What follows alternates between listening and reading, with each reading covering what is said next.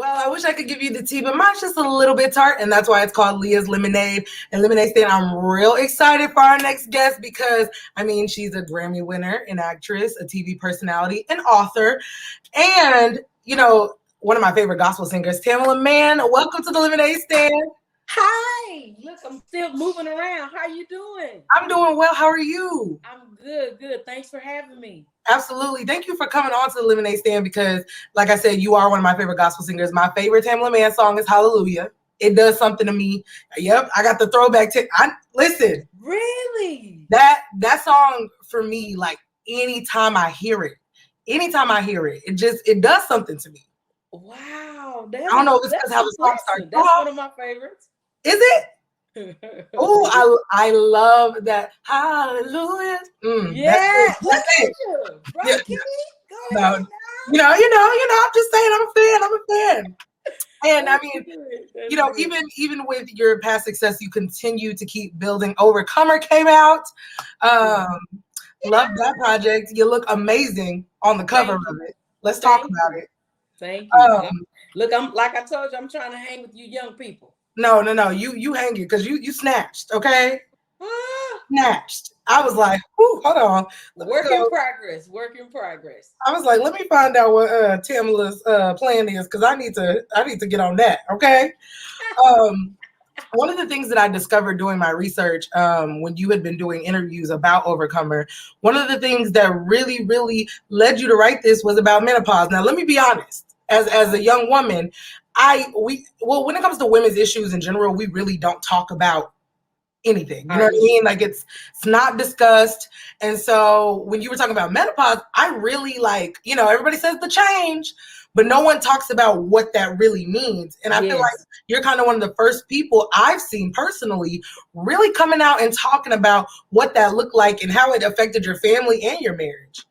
Yes, because we say menopause, but I was looking at the OverComer comes from me having a double knee replacement, me dealing with the health and wellness. Menopause was a part of it, like you was just saying, and the ups and downs that it takes your body with menopause. That we don't talk about a lot of that, and even doing all of this and recording this album, during a pandemic, right? And I'm like, Lord, just help me overcome.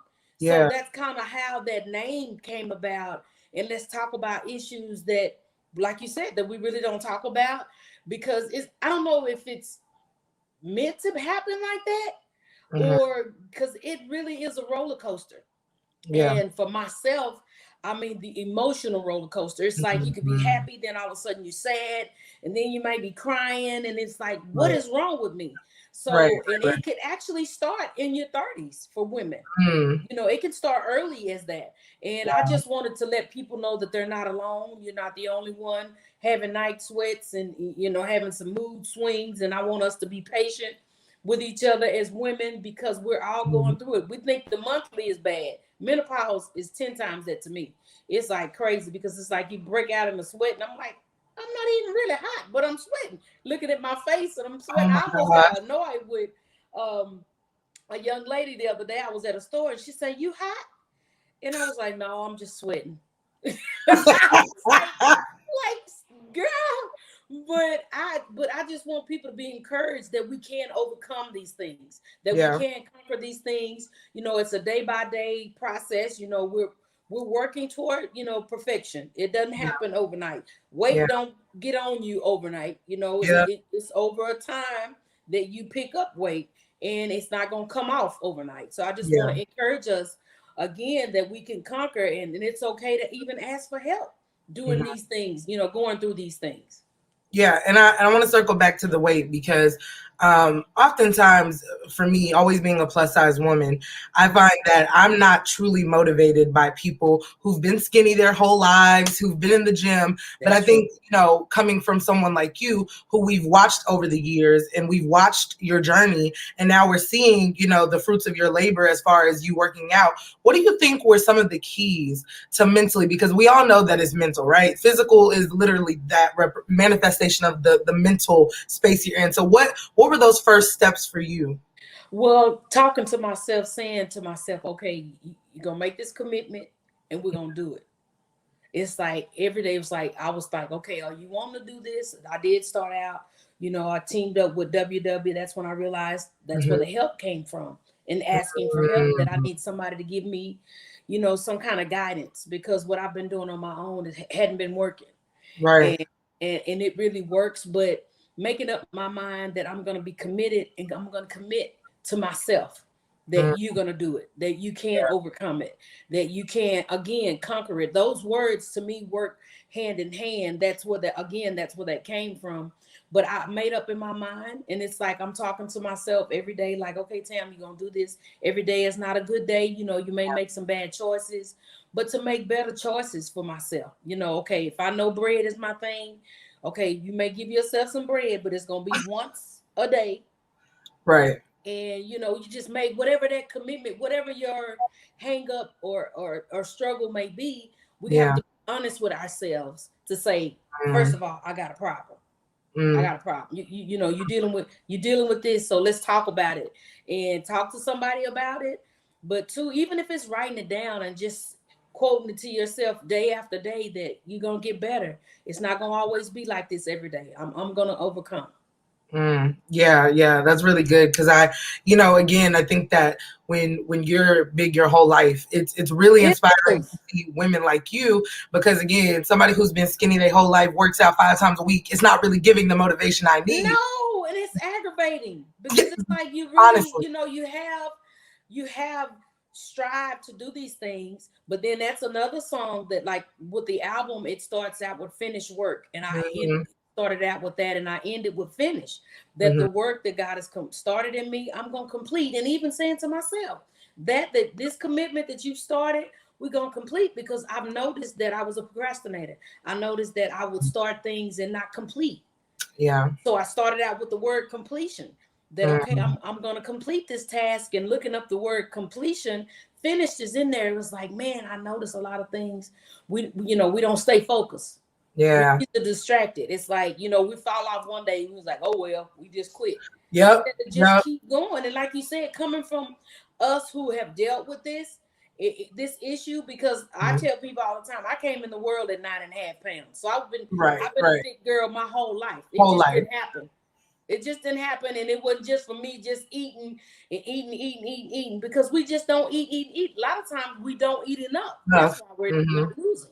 So it's just some things that I just want to encourage people, that not to give up on ourselves, and not to be a liability on our family, because it goes on somebody if we're not responsible for ourselves. Yeah. That's really good. And like I said, I think it really all starts up here. And like you said, OverComer was about you asking for help. A lot of those deep-rooted eating issues come from things a lot deeper than just, I like to eat, right? Right. Especially growing up in the South. I'm a Texas girl too. And we just ate what was on the plate. Mama didn't know not to put beans, macaroni and cheese, or mashed potatoes all in the same meal. She was just cooking what she had. What was in the pantry? Right. And we just learned it. Look, we had no pantry, straight cabinet and right. No pantry. Right. Not for me in the hood that I grew up in. But I just want people to know that, as we learn, we do better. And I think we can, again, if we learn to be helpers to one another, more so than criticizing every step. But sometimes we do need accountability, and we have to tell each other. And it's not judging. It's just saying, hey, I see you headed down this road, and it's a cliff up there. If you don't turn around, you're going to go over the cliff. You mean to tell me you're not going to try to help save me? You just drive straight into the cliff, drive off of it. So I just think we should be really helpful to each other. And that's what I want people to take away from this album, that mercy, if you want mercy, you have to extend mercy. You have to show grace if you want grace. You have to extend these things. And I'm just really hyped, and I'm inspired to just help other people. And when we think of somebody else and not just ourselves, that's when we move forward. That's when we grow. That's when we do better. Yeah. And like you said, it's a two-way street, right? Grace and mercy. And whether you think of it divinely in this way or extended in the cross. Come on, somebody, Tamela, don't give me. Either way, look, hey, we we crossing paths somewhere. Yeah. Do you hear me? Yeah. Crossing somewhere with somebody. This, this is not a lonely world. This is not a just you world. It's not. Yeah. But, man, like your title, lemonade. Yes, some days get sour, but every day is not sour. Some days it's sweet. Come on, give me a don't make me take off in here. Listen. Speaking of crossing paths, Kirk Franklin, again, I was a fan of your music before I knew you, right? Like the voices. And I actually interviewed Kirk Franklin a few months back. And one of the things I told him is, growing up in the church in the 90s, we were heavily impacted by that music, and growing up in the South in Texas, right? And so I remember, though, when we as the youth would sing, do you want a revolution and awesome God, and we'd be up there jamming. It would be some older saints with their arms tucked, like, I don't know about this, because it was not traditional, right? And so you were a part of performing, and I asked Kirk then, but also performing with him. What was that feeling? Because Kirk was bringing a totally different sound to church back then. You know what I mean? What was it like with those looks and those stares, and people were judging? Sometimes it could be scary, but I'm just glad that we didn't give in and that we didn't quit. Yeah. And because, when things change, it's just like now, us trying to get Mother them to download. They're used to hard copies, and I need people to help Mama and Auntie them download OverComer, because they don't know that it's about streaming. Things change. When we came from 8-track tape, from the records to 8-track tape to cassette to disc, and it's like everybody was like in shock, like, no, I want my CD. I want my cassette player thing. So it's just, we have to, again, be helpful to one another. And if that's what God is giving you for such a time as this, I think that's what we have to do. It's just like some messages that our ministers preach. It may be tight, but it's right. It may hurt a little bit. You feeling a little, because you doing some things, or you caught up in whatever the subject is. But if you want to do better, you're gonna do better. You're gonna want to change. So I just think it was crazy for us then, but I was loving every minute of it. And some things he was doing, I thought he was creating and he was getting from the R&B guys. I'm like, what? And hurt my feelings, because I'm so church girl. I really didn't listen to a lot of R&B music, so I didn't know a bunch of the sayings. I'm not going to even get into those. But it was good and it felt good. Yeah, I was enjoying doing it, because I felt like I'm up here singing for the Lord. Hey, and I'm giving him glory. It ain't about me, it's about him. Right. Well, speaking of that, I know you grew up very strictly Pentecostal, and you're the youngest of 14. And what was that transition like? Because I feel like, over the years, you started to build your career. And oftentimes we've seen in the cases of like Aretha Franklin and other superstars that grew up in the church and then, went into the entertainment sphere, their family wasn't always, down for the entertainment route. So how did your mom feel when Tamela first was singing for the Lord, and they started doing these Tyler Perry plays that had, some little hood moments, and they were still about God, but you know what I mean? But my mom, the thing for my mom, which hurts my feelings, is once we start taking off with Kirk Franklin and the family, Mom came down with Alzheimer's. So as my journey went, my mother missed all of that. Wow. So it's like I would go and I would cry and I would sit with her and just try to explain, Mom, I'm traveling, I'm going out on the road. And, even when we was building our first house, I took her to it, and she was just standing out there looking into bliss. But I was like, Mom, this is my house. But it made me want to cry like right now. But my family, actually, for the most part, everybody believed in me. And they believed in that I grew up in, that they knew I was holding to my upbringing, holding to my faith. I was not willing to compromise. And some people may think it, even though, because it may have a beat, but my message has never changed. And that's my goal, is never change the message. When I go back to my home church, which is Church of God in Christ, I cry, because I'm so thankful for those people who loved on me and supported me.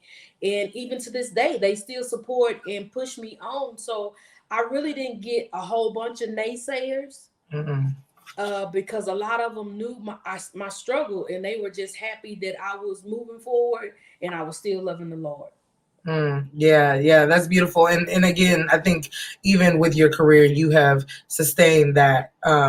That is the core of your artistry. That's my message. My message ain't changed. It's the good news. It's the gospel.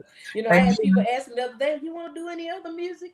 I was like, I did the love project me and David did together, Us Against the World, and I said, but I was singing about my husband, about the love of my life, Right. And I think it's important for us to share that, even as Christians, to not forget that, you know, yes, the Lord is our first love, but if you got a natural body and being that's laying next to you, you got to show him and tell him that you love him, you know. Right. And by us singing together and singing to each other was incredible. I mean, to be able to sing about love, because God is love. So he was in the message. Yeah, absolutely.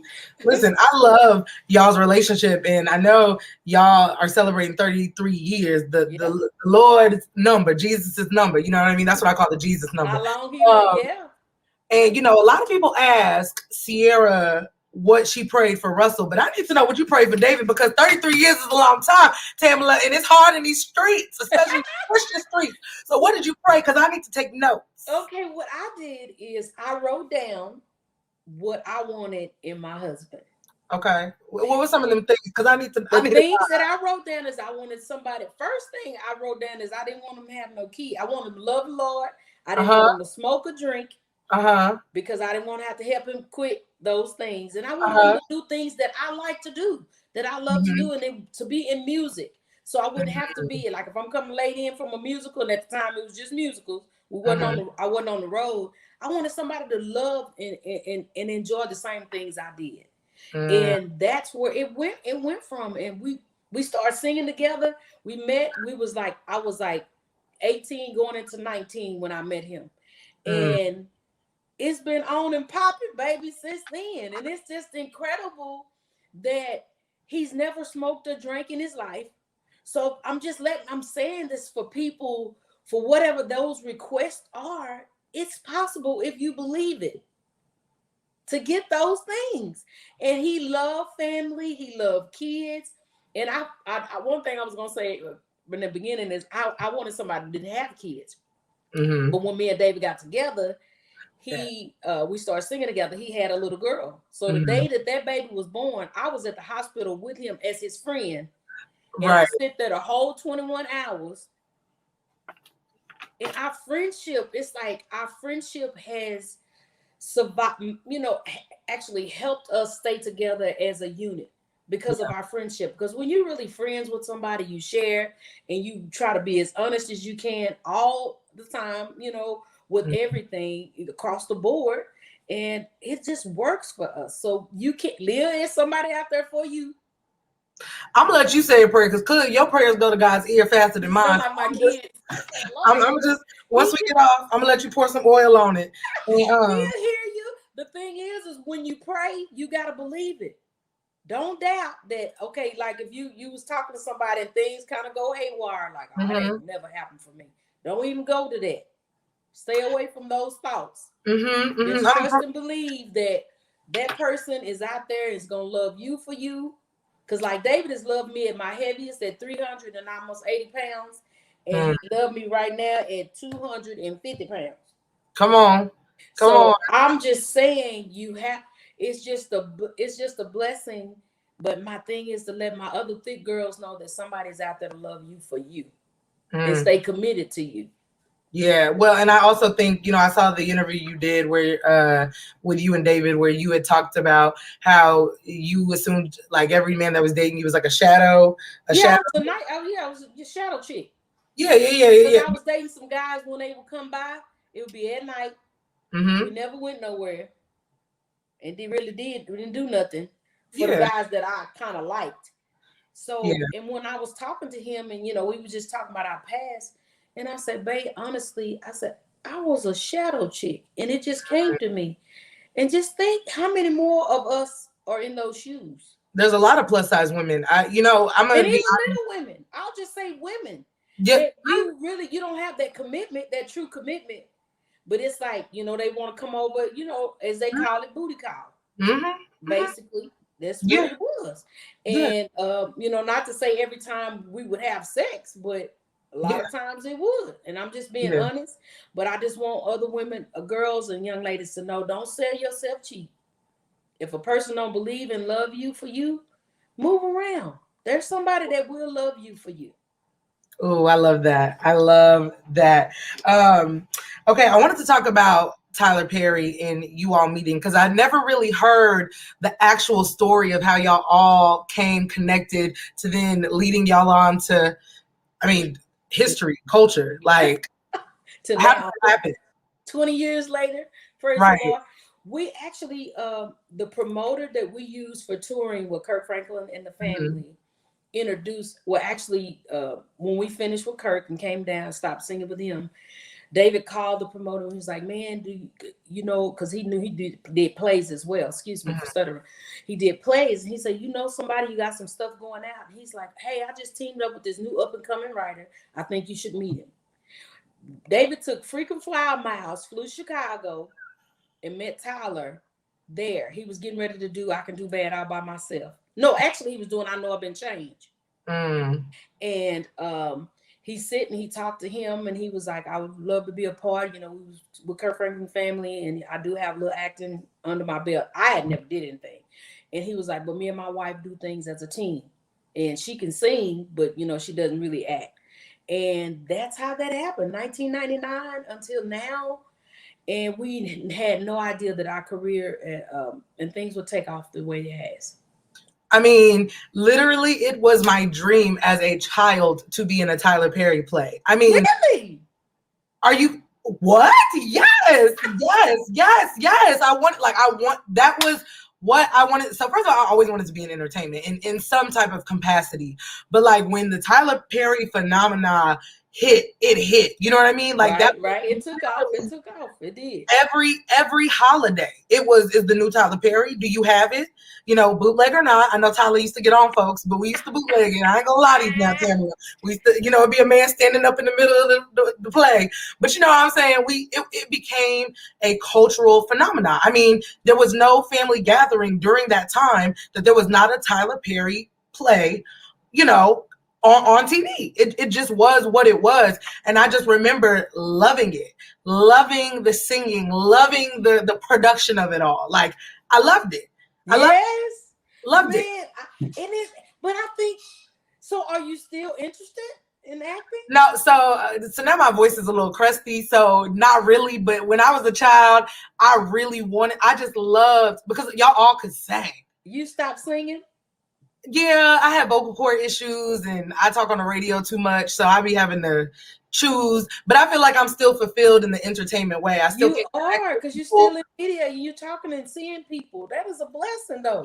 Yeah. So I've had to deviate, but when I was a child, I wanted to be a singer. So when I saw the blackness and when I saw, I was a church kid. I grew up Baptist in Texas in a small church on the east side of Austin. Like, I was just gonna say, which part?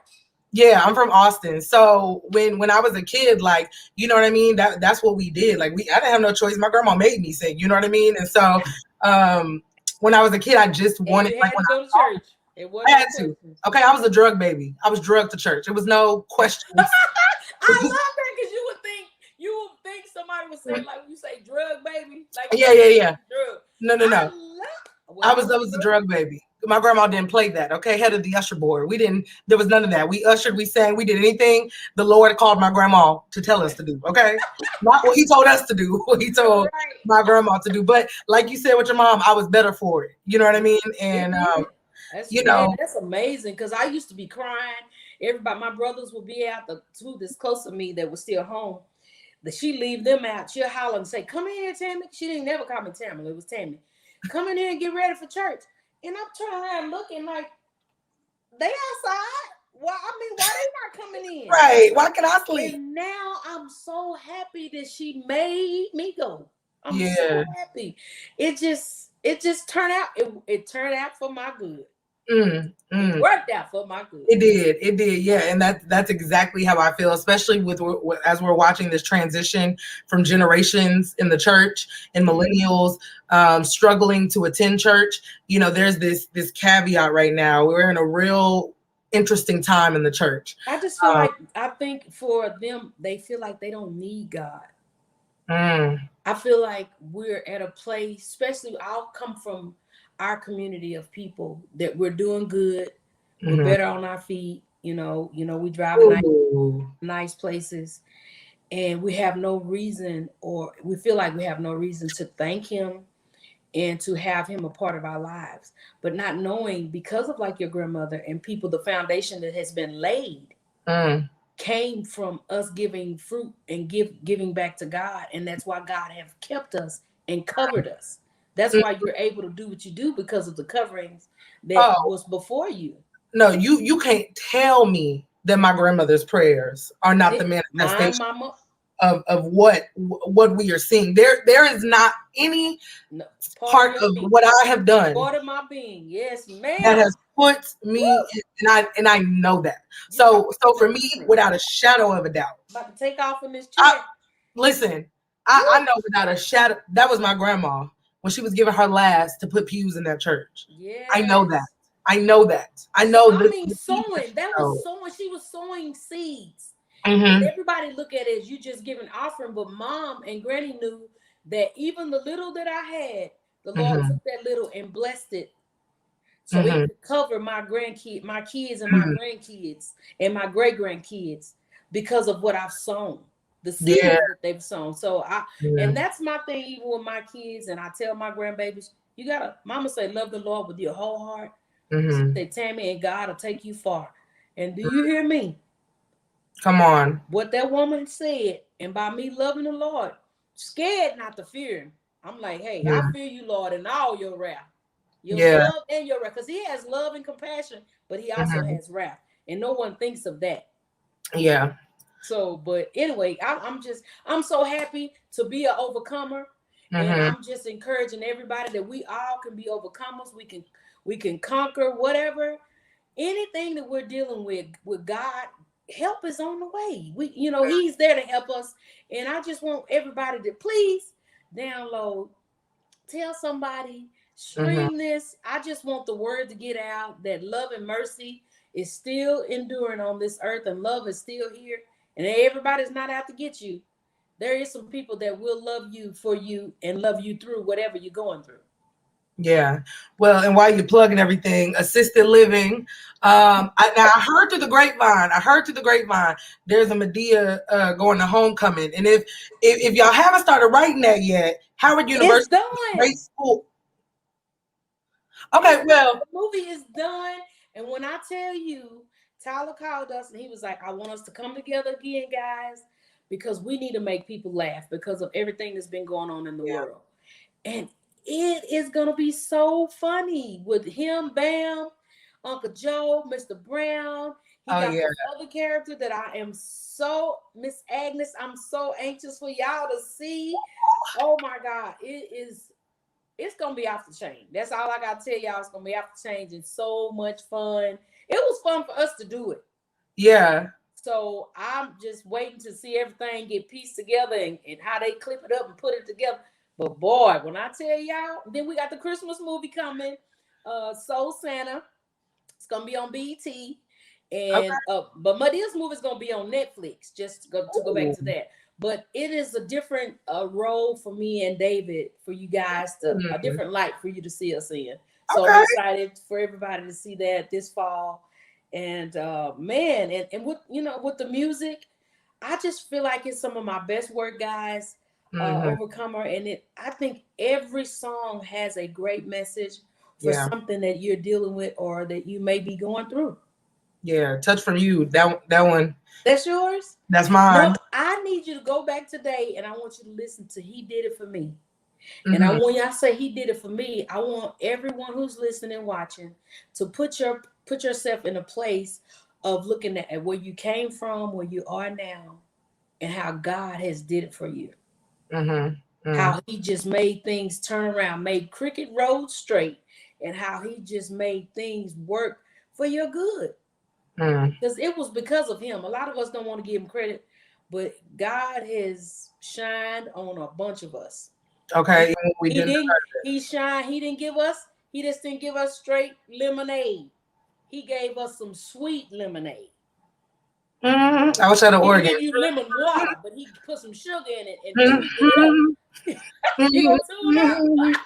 Send the modulate up. He gonna tune up, but I'm so grateful. I'm so happy, and I just know that this is gonna be some of my best work, and even gonna bless you in ways that you cannot even explain. Because I just feel like every song on there, that God is the source, and we need him right now more than ever. We need that touch, as you just said, touch from him.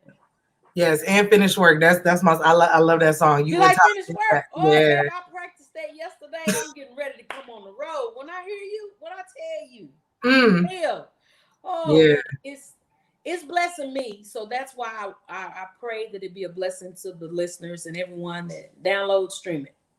Yeah, absolutely. And let people know where they can follow you on social media. You can follow us at David and Tamela. Y'all know we do it all together. And I got a TikTok, The Real Tamela Mann. Y'all go check me out.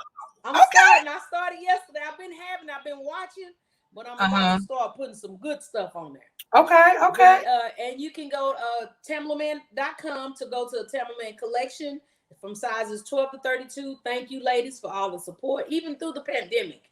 Yeah. So it's really, really been a blessing, and people have really been the ladies have been showing up for Tamela Mann collection. I really got some great stuff coming for the fall, and had some nice stuff here for the summer. And what else? That's all I think. Now you doing more. Listen, OverComer for all my overcomers out there. Yeah, listen, we can't get enough of Miss Tamela Mann, but I thank you so much because I know you're a busy woman. Thank you for stopping by the Lemonade Stand. I really appreciate it, and I adore you and your music and your work. So thank you so much. Thank you, and I would love to come back to the Lemonade Stand whenever you need me. Don't tell me that, Vaughn. You heard that, right? So remember that next time. I will. I enjoyed, and you're doing a great job. Thank you so much. Great host. Thank you so much. Thank you. Well, Lemonade Stand, grab a cup, throw it back, and sip on all of that. Hey, everybody, this is Tamela Mann, and I'm hanging out with Leah Henry. Check it out. Leah Lemonade Stand. Don't miss it. Check it out.